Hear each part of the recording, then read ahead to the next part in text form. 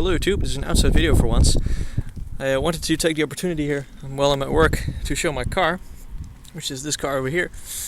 It's a 1992 Opel Vectra A 1.6 GL, 75 horsepower, 1.6 liter 4-cylinder engine,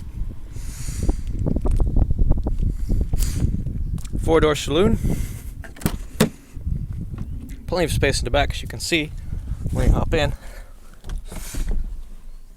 I'm 6'2" and I can sit behind myself, so because I've adjusted the chair to what I like when I'm driving. So this is the back seat right here. As you can see, it's plenty of space here. Let me get out, show you the boot. As you can see, there's plenty of space there.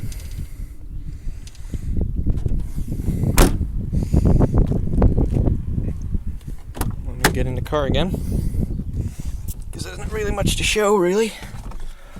I can't do a drive video currently,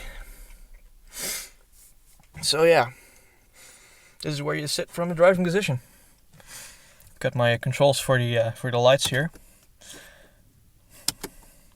just a knob, really useful.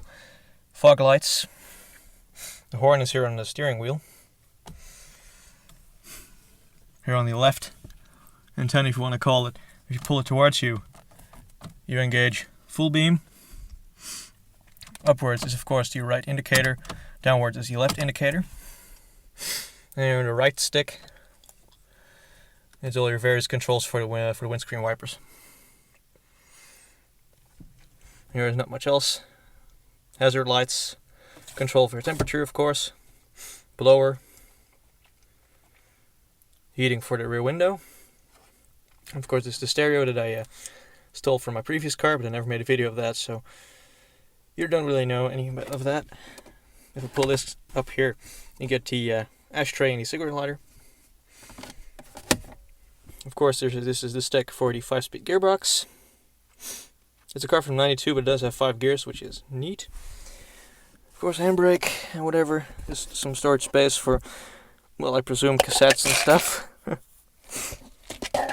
That was more prevalent in the time when this car was built. Here is the glove box with cup holders and just some CDs that I listen to. More storage space up here. And that's pretty much it. Oh yeah, right, I have a clock. So, this is the heads-up display, if you want to call it that. All the nice dials. It's all very basic. This car doesn't really offer anything. No electric windows or whatnot. So we got, of course, the fuel gauge over there. Just put the power on here. And this, okay, that's fuck off radio. Thank you very much. I'll just pull out the disc.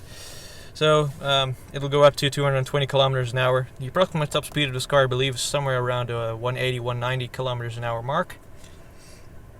That's pretty quick, really. My previous car could barely do, or couldn't even do 100 miles an hour, so it couldn't even do 160 kilometers an hour, which sucks pretty much. But this car is a bit faster than that. My previous car had a 0 to 100 time of 20 seconds. This car can do it in 12, even less if I try. So far I've used about a little over 30 liters of fuel, and I've come almost 500 kilometers, so it's not really that economical, but you know, it's better than nothing, I suppose. My previous car could do 600 kilometers on 30 liters, but yeah, I don't really care. So let me fire it up for you. Of course, we've got a clutch pedal down there. Listen to that hum. So yeah, I'm just gonna fasten my seatbelt because I'm gonna drive soon. Not really on camera, I think, but you know, in order to get this thing in reverse, you have to pull up this thing, and then you can move it.